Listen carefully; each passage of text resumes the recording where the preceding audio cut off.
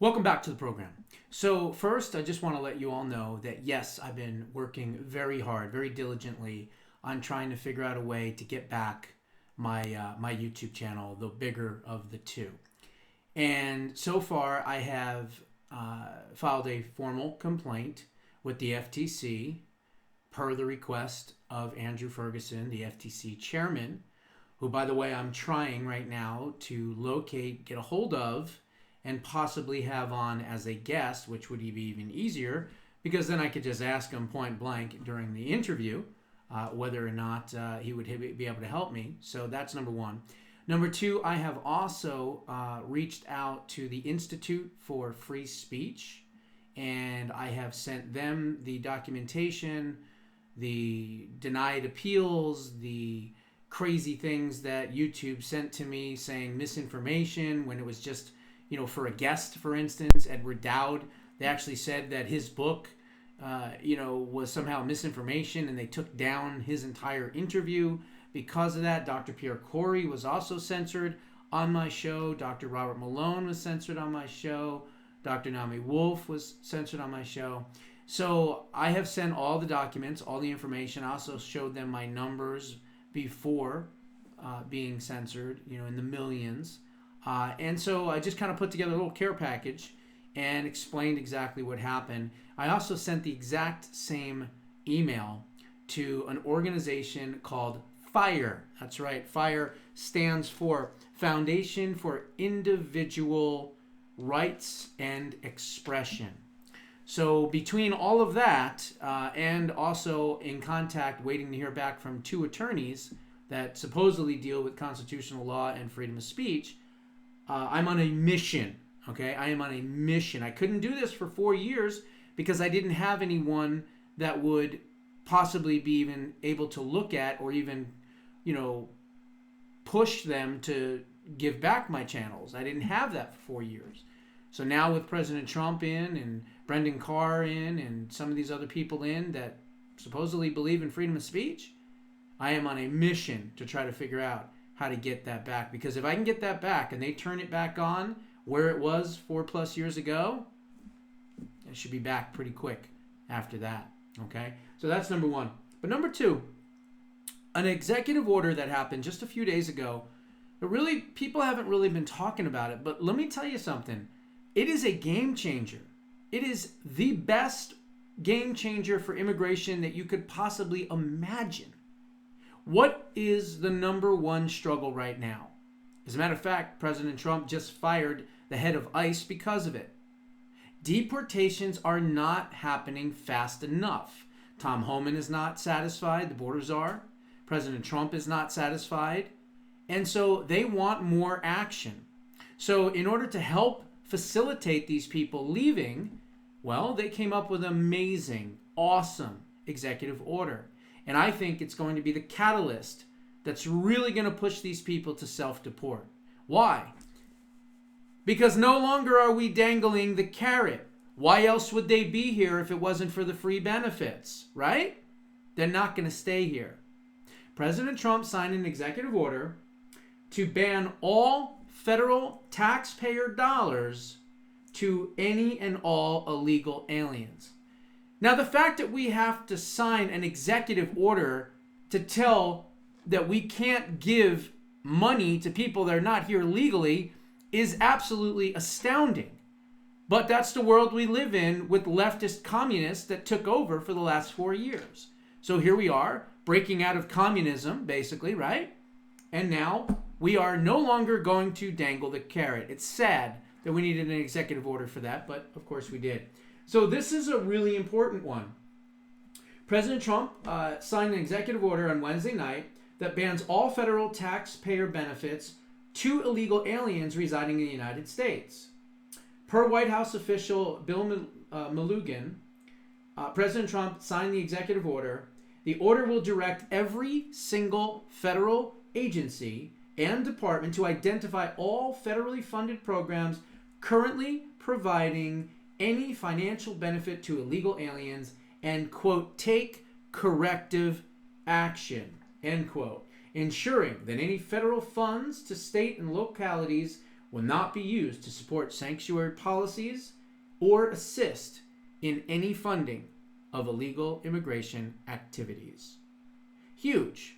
Huge.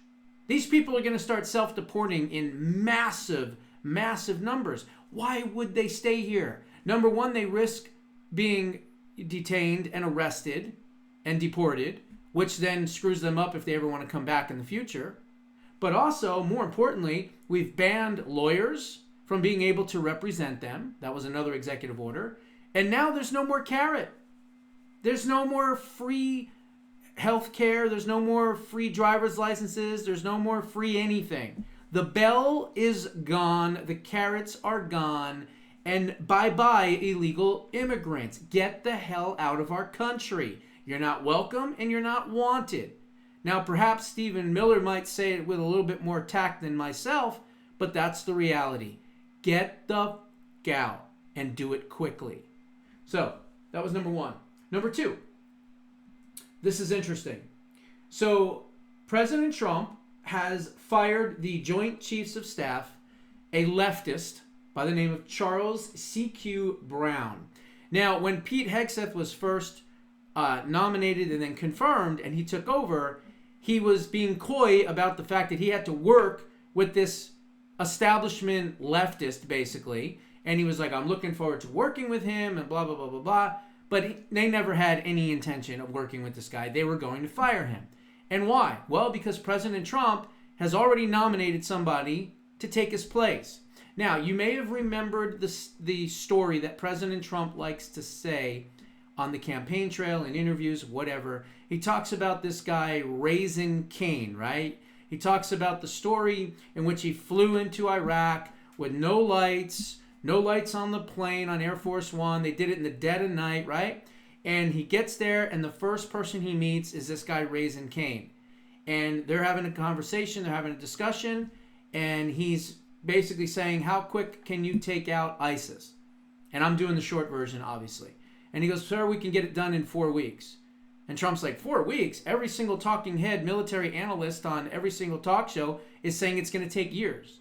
How can you do it in 3 or 4 weeks? He goes, sir, I can do it in 3 or 4 weeks. So he allowed him to do it. And of course, he destroyed the caliphate, destroyed ISIS, and President Trump has never forgotten him.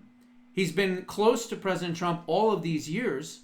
And guess what? Now, Raisin Cain is going to be the chairman of the Joint Chiefs of Staff. That's what President Trump has just announced, I believe, about an hour and a half ago, if I'm not mistaken. So what did Trump say? Today I am honored to announce that I am nominating Air Force Lieutenant General Dan Raisin Cain to be the next chairman of the Joint Chiefs of Staff. General Cain is an accomplished pilot, national security expert, successful entrepreneur, and a warfighter with significant interagency and special operations experience. Then he goes on to talk about, his story and all that. I don't want to bore you. I just kind of gave you the short version of it. So there it is. We're going to have a new Joint Chief of Staff to work with Hegseth. And then, check this out. Trump is no longer going to protect judges. Matter of fact, the Department of Justice is stripping away protections for judges. Okay? This is awesome news because a lot of these judges have multiple layers of protection. You can't get rid of them. You can't fire them. You can't impeach them. It takes forever. You got to do all these crazy things. They are baked into the system. Not anymore. Not anymore. Pam Bondi and the Department of Justice, they have decided no longer. Trump, Department of Justice, declares multi-layer protections for administrative law judges unconstitutional, and they are dismantling long-standing shields for unelected bureaucrats. The Department of Justice now, we can call it, not injustice like I said for years. The Department of Justice, under President Trump, has determined that the multiple layers of removal restrictions shielding administrative law judges, ALJs, are unconstitutional. The Department of Justice has concluded that current law makes it too difficult for the government to remove ALJs from their positions. These laws require multiple steps and layers of approval before an ALJ judge can be fired, which limits the president's executive power. ALJs in the United States are supposed to be impartial officials, which of course they're not, who preside over administrative hearings within federal agencies. They operate within the executive branch, not the judicial branch. A letter from Acting Solicitor General Sarah Harris to Senator Chuck Grassley outlined the Department of Justice stance, explaining that restrictions preventing the removal of ALJs under U.S. Code 5-1202 and 752 are unconstitutional under Article 2 of the U.S. Constitution. So no more protections for these left-wing judges.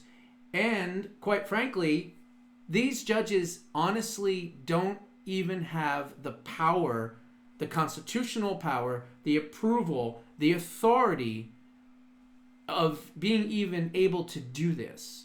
And you know who they can thank for that? A demented old man by the name of Joe Biden. Let me tell you a little quick story. You remember Sean Spicer, right? Sean Spicer was a press secretary in President Trump's first administration. He's also been by President Trump's side for a very long time. He's been part of the MAGA movement for a really, really long time. Well, after they stole the election from President Trump, he was still on one of the boards, and if I'm not mistaken, I think it was the Kennedy Center. And he was on the board of directors or something like that. Now, he had 2 months before his term was up. 2 months. But Joe Biden decided, you know what? I'm going to fire you anyway, 2 months early. So, guess what happened? He was fired. But Stephen Miller, who is extremely bright and a great legal mind from America First Legal, reached out to him and said, hey, why don't you sue? And Spicer said, well, I'm not going to win. He goes, that doesn't matter. We don't want you to win. We don't need you to win. We just want to make sure that if President Trump is back in office one day, we already have precedent with a judge or the Supreme Court or whatever higher court it may be, showing that a president has the authority to fire anyone for any reason at any time. God bless the intelligence of Stephen Miller. So they filed a lawsuit, and it was through America First Legal. It went to the courts, and they lost. Thank God they did, because the judges ruled that President Biden, at the time, the fake president, was allowed to fire anyone because he was the so-called president. Illegitimately, of course, but that's what they called him, right? So guess what? Sean Spicer and Stephen Miller are now responsible for all of these judges that are eventually going to get either overturned or they're going to rescind their own injunctions, which we've already seen happen at least twice. And you can thank Joe Biden for firing Sean Spicer and Stephen Miller for stepping up, taking the case, going to court, losing on purpose, so that there was precedent that a president can fire anyone they want and for any reason. God bless Steve Miller and his brains for doing that. So that is very, very important moving forward. Why? Well, because the Department of Justice says that the Biden judges that are trying to block everything, they can't block them because of Spicer v. Biden. There it is. There's precedent. There it is. The president can fire anyone they want. And that's the reality. And these judges are finally realizing that because the court has that docket, they can refer to that. And they can say, well, sorry, he's the president. It's the executive branch. He can fire anyone he wants. Why? Well, because Joe Biden did it, went to court, and Sean Spicer lost and couldn't get his job back. He didn't need his job back. He didn't want his job back. But Stephen Miller and America First Legal saw what was happening, and they said, hey, let's create, in case there's a future President Trump administration, the mechanism, if you will, to be able to fire all of these people. And there it is. Now, The Department of Justice says that the Biden judge assigned to the case of Trump's executive order on transgender troops has engaged in, quote, egregious misconduct, details shocking abuse of its attorneys. The Justice Department on Friday filed a formal complaint against a federal judge assigned for President Trump's executive order on transgender troops for engaging in egregious misconduct towards its counsel. On Tuesday, Judge Anna Reyes, a Biden-appointed judge, signaled that she would side with a group of transgendered soldiers who sued to block President Trump's executive order on transgender troops. Judge Reyes grilled Department of Justice lawyers on Tuesday and said that President Trump's executive order asserting that there are only two genders is, quote, not biologically correct. And this is a judge? Of course it's correct. There's only two. That's it. Two genders. When are they going to get it through their thick heads? With the DOD policy expected to be finalized over the coming week, Reyes said that she would hold off on issuing an order, but had largely made up her mind about the legality of the order, at one point even remarking that, quote, smart people, this is how screwed up she is, on the D.C. circuit would have to tell me that I'm wrong about the policy. She added that the central premise of the executive order, that only two genders exist, is, quote, not biologically correct, which of course it is. Last month, President Trump signed the Restoring America Fighting Force Executive Order and the Prioritizing Military Excellence and Readiness Act executive orders, which direct every element of the United States military to, quote, operate free from any preference based on race or sex or orientation and root out gender insanity and made-up pronoun usage, respectively. Judge Reyes also grilled lawyers on the use of pronouns and gender ideology. If you were in a foxhole, would you care about these individuals' gender ideology? Actually, yes, I would, because they'd probably be more concerned with the enemy that we need to kill rather than anything else. Or they'd be worried about how they look, or be worried about their fake periods, or worried about, is their lipstick look good before they go into a gunfight battle? That's the sickness that has permeated, the cancer that has permeated throughout our military, that we are now cutting out by the root. Okay?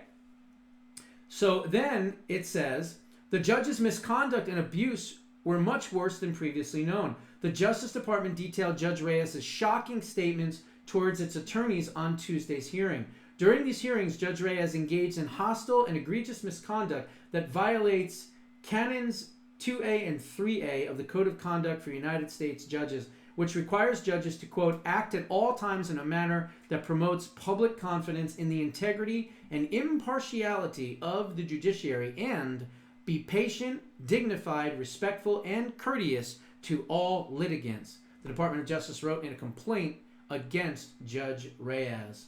The Department of Justice detailed 2 incidents of abuse of its attorneys. The Justice Department said during her lecture on the 30 different intersex examples, Judge Reyes grilled one of its lawyers about his religious beliefs and then used him unwillingly as a physical prop in her courtroom theatrics, the Department of Justice wrote. Judge Reyes then launched an attack on the attorney's Christian beliefs and went on a psychotic rant about transgendered individuals. Judge Reyes describes receiving an email suggesting that she develop a relationship with Jesus Christ. She then uses this aside as an excuse to randomly pivot to questioning the Department of Justice attorney about his religious views. What do you think Jesus would say to telling a group of people that they are so worthless that they were not going to allow them into a homeless shelter? Do you think Jesus would be? See, this is what the Christian left does, right? There's the Christian right and there's the Christian left. And you got to watch out for the Christian left because they are poison, they are cancer. And here's a perfect example. They clutch their pearls, they say that they're a Christian, and then, they believe in all these Christian values, but then they go around murdering babies in the womb. They're not Christians. They're fake Christians. So then she says, what would Jesus do? Sounds right to me. Or do you think Jesus would say, WTF, of course, let them in. The Department of Justice argued that Judge Reyes' line of questioning had nothing to do with President Trump's executive order and attempted to get the attorney into a trap of answering an absurd hypothetical question. The lawyer did not fall for the trap and simply replied, quote, "The United States is not going to speculate about what Jesus would have said or done about anything," end quote. See, these judges aren't even intelligent because they're appointed by dipshits that have no experience, like Joe Biden, and then they get appointed by Obama or whoever it was that appointed them, and they're there because they're either a lesbian, they're either a woman, they're either, I don't know, whatever, some type of minority, and then they get into these positions and they have no clue about the Constitution, no clue about anything having to do with judicial jurisprudence or anything, and then they make a fool of themselves. But there's a new sheriff in town, and her name is Pam Bondi, and they're not playing around. And with the fact that now President Trump has stripped those layers of protection for judges like Judge Reyes, well, she might be a Walmart greeter in the near future. Let's hope so. Those are my thoughts. What are yours? Put them down in the comments below. We'll see you in the next one.